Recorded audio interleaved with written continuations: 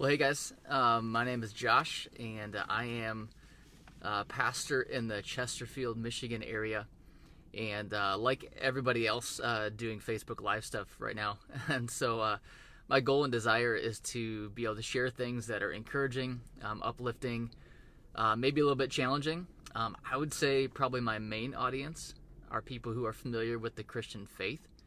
I am a pastor, and so that's mainly my audience, but I'm just going to take a minute, kind of let people jump on.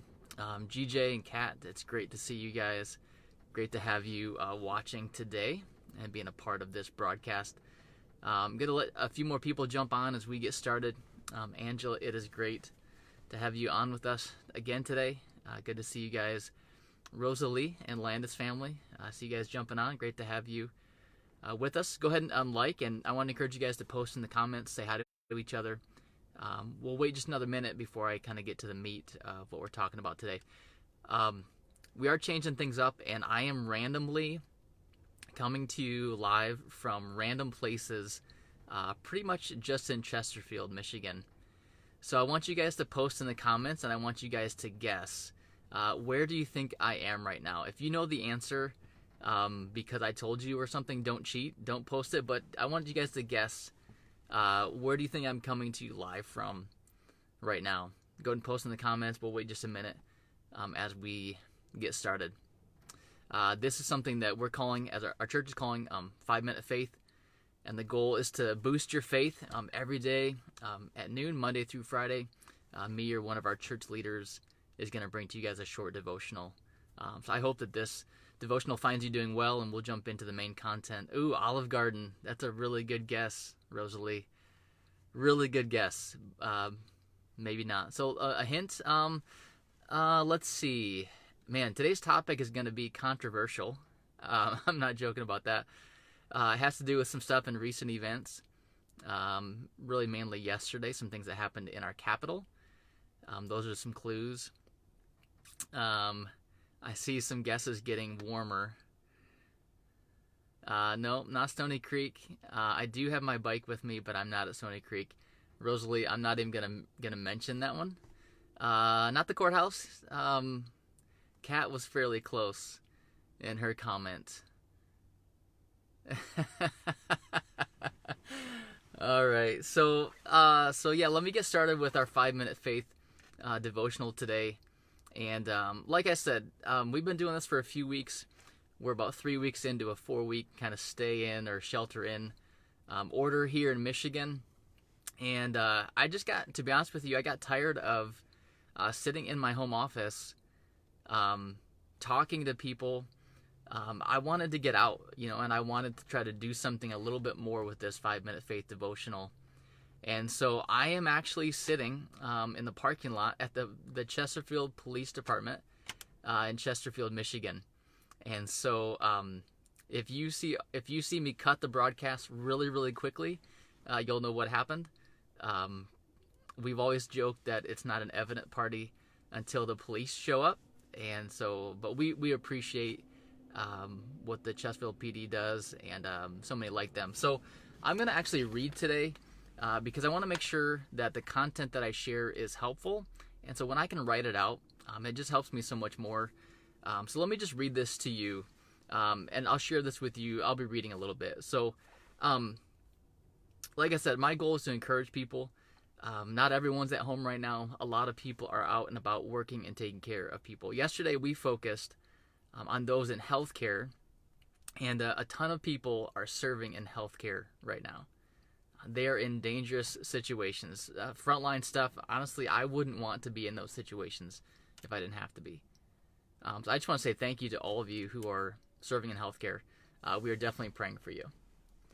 Today, the plan is to focus on government leadership and first responders. And I'm sitting here at the Chesterfield Police Department parking lot. I'll be honest, I just want to acknowledge I wish that I had a stronger relationship personally with those in leadership in Chesterfield Township.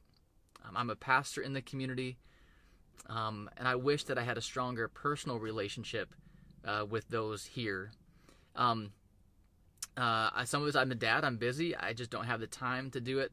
But I wish that this message right now that I'm going to share, I wish it was coming from a stronger place of relationship. And I just want to say that. I wish it wasn't coming random, but I wish that I had a stronger connection with the men and women who serve here.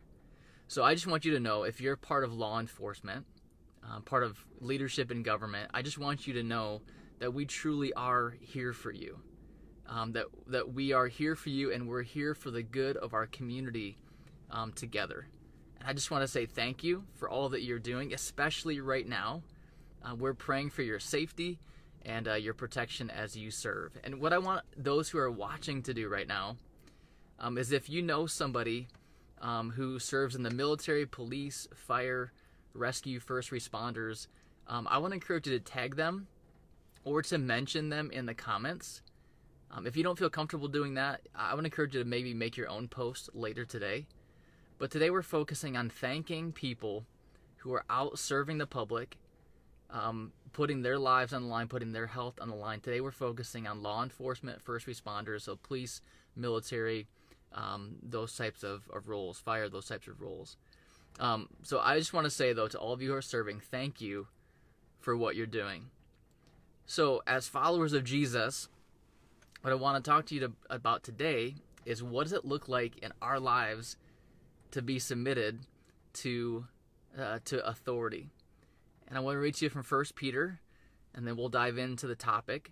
But here's what it says in 1 Peter chapter 2, verses 13 to 17. It says, "Be subject for the Lord's sake to every human institution, whether it be to the emperor as supreme, or to governors as sent by him, by God, to punish those who do evil and to praise those who do good.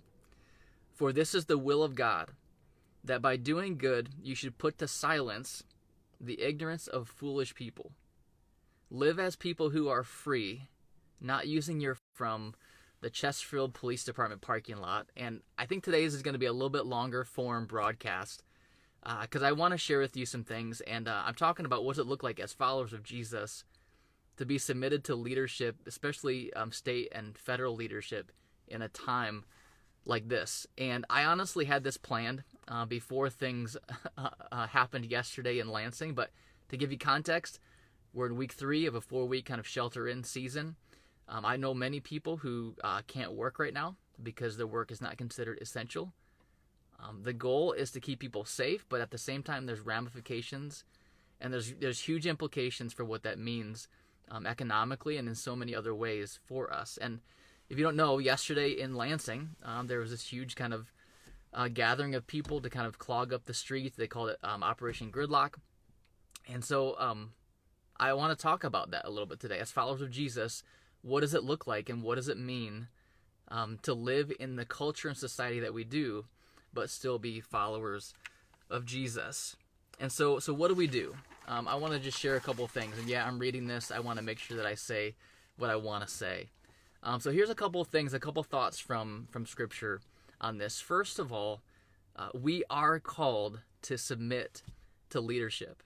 We are called as followers of Jesus. Now imagine the first century crowd that the letter of 1 Peter was written to. They're under Roman rule and oppression, and yet they're encouraged to be submitted for God's sake to local leaders. It says, submit for the Lord's sake to human institutions. We are all under God's authority, and how we submit to human authority is a reflection of our submission to God's authority. Now, if you're on the other side of the issue, don't check out. Listen to the whole thing, all right? So number one, God calls us to submit to local or to leadership. When we submit to human institutions, we are doing it as if we are submitting to God's authority. I want you guys to interact with me for just a second. Post in the comments, why can this be so hard? Why can it be really hard for us as 21st century Americans to submit to authority and leadership? Go ahead and post that in the comments. And I want to encourage you, if you have an opposite view, don't check out. We'll get there. Number two, those in authority are given a responsibility to serve others, not serve themselves. So if Jesus were to talk to President Trump right now, if Jesus were to talk to Governor Whitmer right now, what he would challenge them with is to say, given a position of authority by God, do not abuse that position to serve yourself. We're here to serve others, right? I'm not making any judgments about what people are doing. I'm just saying this is what God calls us to. It's always interesting to me, at least for us here in the U.S., that we recognize that those in positions of leadership publicly are there to serve. If you think about even the phrase, if they're in government leadership or law enforcement, they're known as public servants. Think about that. Public servants. They serve the public. The public does not exist to serve them, but they exist to serve the public. And this is exactly what Jesus modeled. It says in the Gospel of Luke, for the Son of Man, Jesus, came to serve, not to be served, and to give his life as a ransom. So think about that. The Son of God came to serve other people's needs. So any position of authority and leadership that God gives, the whole point of it is not to serve ourselves. The whole point of it is to serve other people. So we're called to submit to leadership. Those in leadership are given a responsibility to serve others and not themselves. And number 3, we are called to stand up for those who need our help. Those in leadership positions are called to stand up for those, all of us are, who need help. James 1:27, the writer says, religion that God our Father accepts as pure and faultless is this, to look after orphans and widows in their distress, and to keep ourselves from being polluted by the world. See, this is where it gets tricky and where it gets gray. And where we all have to make decisions. And leaders, I know it's tough to make decisions like these, but it gets gray because we're called biblically to stand up for those who need help. But what exactly does that look like? So I'm thankful right now that we have leaders who are making decisions on our behalf. I think we're all keeping an eye on what those decisions are. And I'm thankful that we live in a system and that we have means and the ability to affect change without breaking the law even. So those who gathered in Lansing yesterday, I'd say that's awesome. If you were able to do that and stay in your car, right, and keep within the parameters, I say go for it. That's awesome, right? That was done within the parameters of what our laws permit.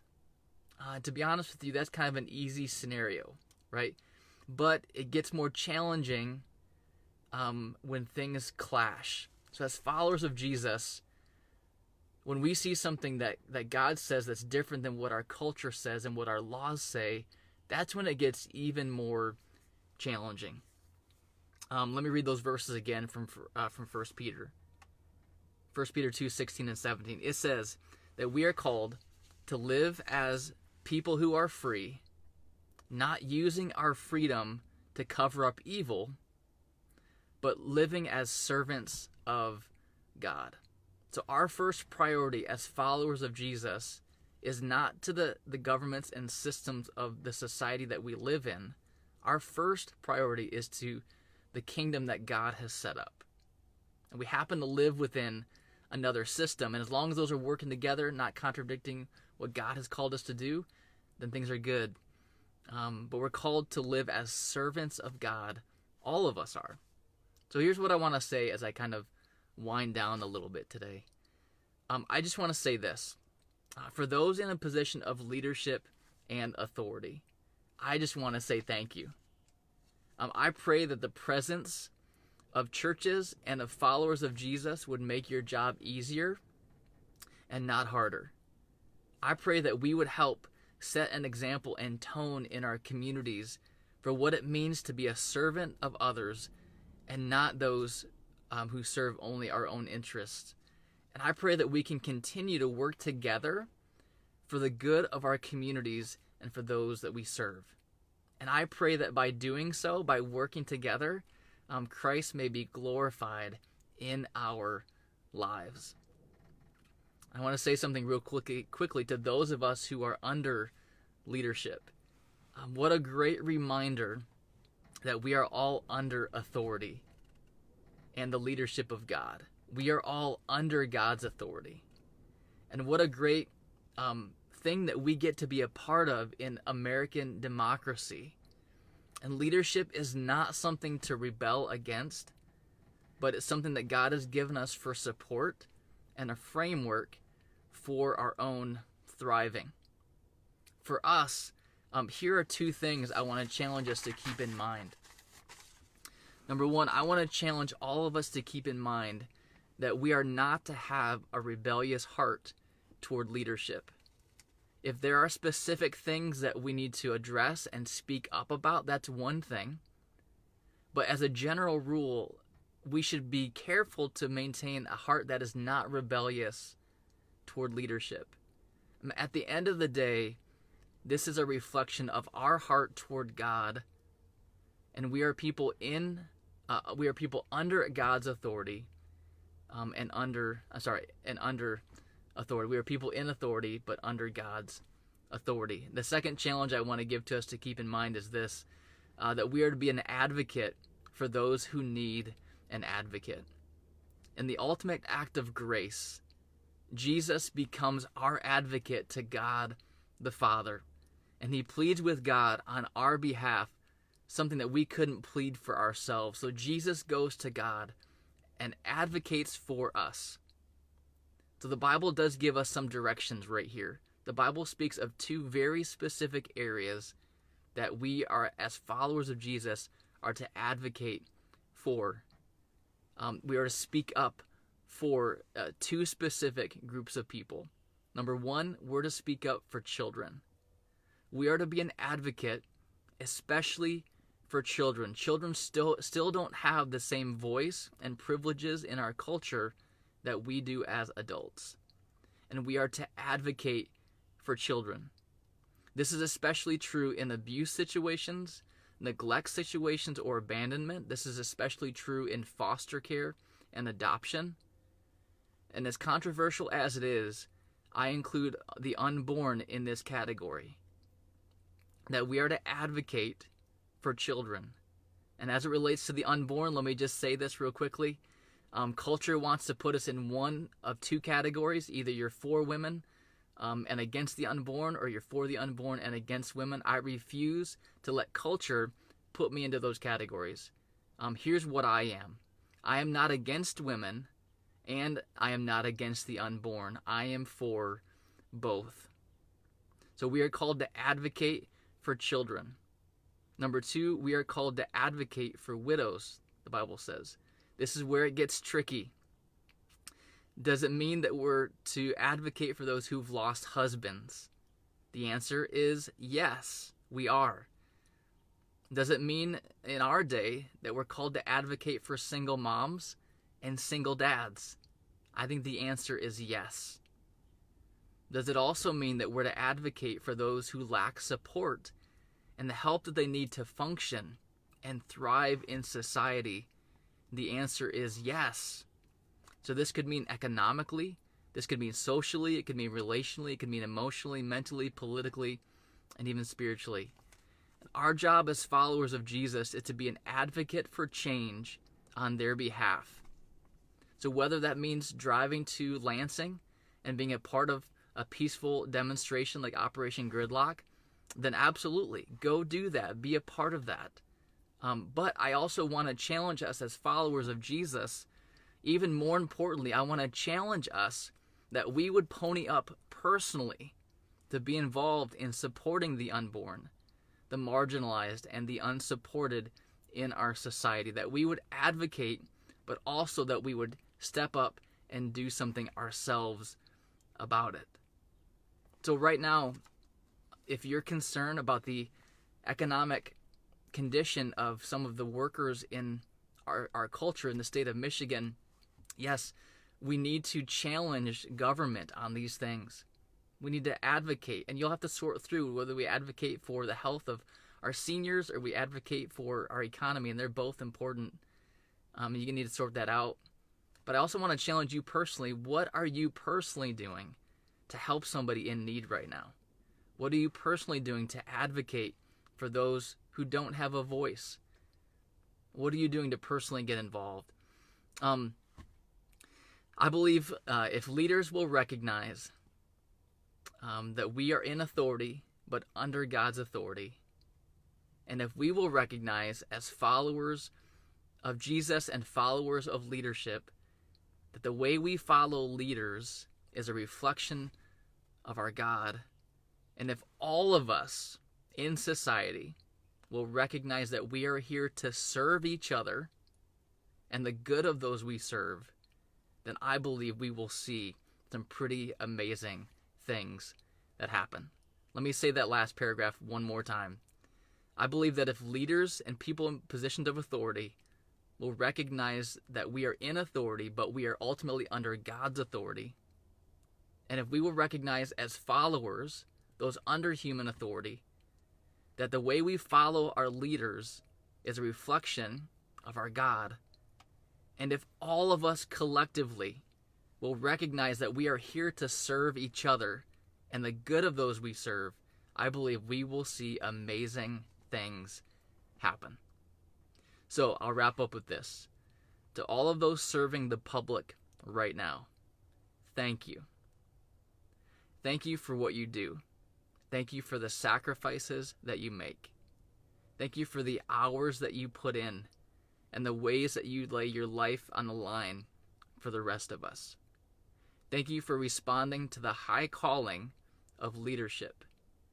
I pray that you will feel God's presence and God's power guiding you today and every single day. I just want to say thank you for your leadership. And to those of you who are advocating for those who need an advocate, I want to say thank you for what you're doing. Thank you for being a voice for the voiceless. Thank you for stepping out and saying something to help those who need help.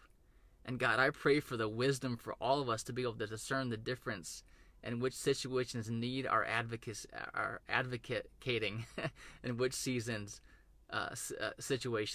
don't. Father, give us wisdom. And Heavenly Father, I pray right now for all of those who are serving in law enforcement, all those who are serving in positions of government leadership. God, anybody who's in a position of authority, Father, thank you for those positions. Thank you for the God-given role of leadership and authority. I pray that they would lead with wisdom. I pray that they would lead with a heart to serve others. I pray that they would have the heart of God to advocate for those who need an advocate. God, I pray to keep them healthy and safe and protected and give them courage. And Father, I pray for those of us who are under authority that we would have wisdom to know when to step out, when to challenge, when to advocate. But God, also help us personally to see how we do and what can we do personally to bring change and to make a difference in somebody's life. Give us the courage to really kind of put our life and our money where our mouth is on those things. God, thank you that we live in a system where we can peacefully and lawfully challenge the system. God, thank you for this crazy thing we're a part of. And we pray for your guidance and direction. And I just want to say this as we close, my favorite verse. Have I not commanded you? Be strong and courageous. Do not be afraid. Do not be discouraged. For the Lord your God will be with you wherever you go. I just want to say God bless you, and I hope you have a great day today. And so I'm going to wrap up this extended version of 5-Minute Faith today. I'm thankful I did not get arrested here in the parking lot of the Chesterfield Police Department. No, they're great people here. I just love, I'm so thankful for the Chesterfield PD and for all those in law enforcement serving us right now. Pray for them, be a part of supporting them, and where we see need to advocate and to push back, do it lawfully with a respectful heart. Thank you that we have the ability to do that, right? It's amazing. But anyway, thank you guys for being on the call today. I want to encourage you, if you know somebody serving in law enforcement or on the front lines, tag them, mention them, or post your own post later on to thank them for what they do. And I just want to encourage you with these words today. Hopefully today was helpful to you. I want to encourage you to post in the comments, what questions do you have? Man, this raises some crazy questions, right? Kind of dove into the deep end today. But thank you. If you want to join us for a live Zoom call right now, you can go ahead and join us for that. There's a link in the description. We'll jump on there, spend some time talking about this and praying together and lifting up our community leaders. So thank you guys for joining us. Join us again tomorrow for probably a shorter version of 5 Minute Faith. But thanks for all that you do. Those who serve in law enforcement, thank you so much. We're praying for you. We're behind you, cheering you on, asking for God's protection and favor on you. Thank you so much for advocating as well. Those who advocate, thank you for doing that.